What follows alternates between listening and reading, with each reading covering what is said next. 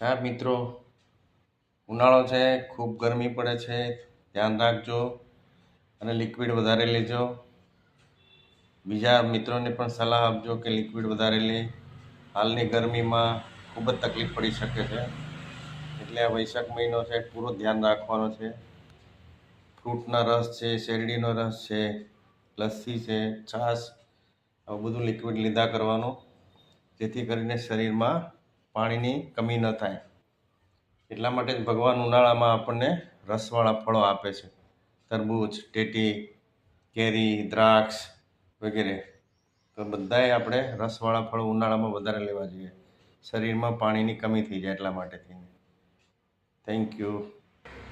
અને હા મિત્રો, અમારા વિડીયો શેર કરો, લાઈક કરો અને સબસ્ક્રાઈબ કરો બીજા વિડીયો જોવા માટે થઈને. આભાર, ધન્યવાદ.